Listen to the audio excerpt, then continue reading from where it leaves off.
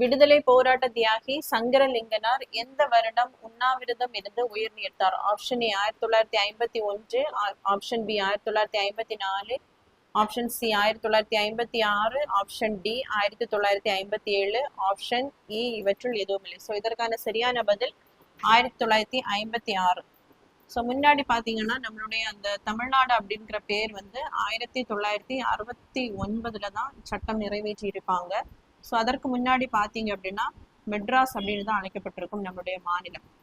So இந்த மெட்ராஸ் அப்படிங்கிற பேரை வந்து தமிழ்நாடு அப்படின்னு மாற்ற கோரி சங்கரலிங்கனார் அவர்கள் வந்து 1956ஆம் ஆண்டு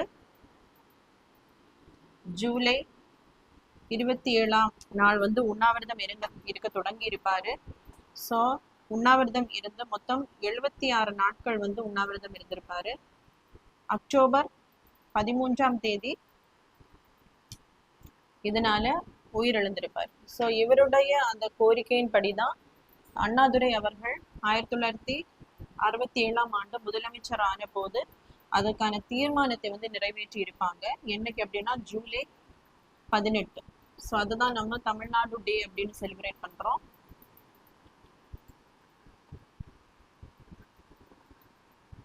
ஸோ நெக்ஸ்ட் பார்த்தீங்கன்னா ஜனவரி 14, 1969ஆம் ஆண்டுல தான் பாராளுமன்றம் வந்து மெட்ராஸ் அப்படிங்கிற அந்த ஸ்டேட்டை வந்து தமிழ்நாடு அப்படின்னு பெயர் சேஞ்ச் பண்ணியிருப்பாங்க. ஸோ இவர் பார்த்தீங்க அப்படின்னா நம்மளுடைய நாட்டில் அந்த சுதந்திர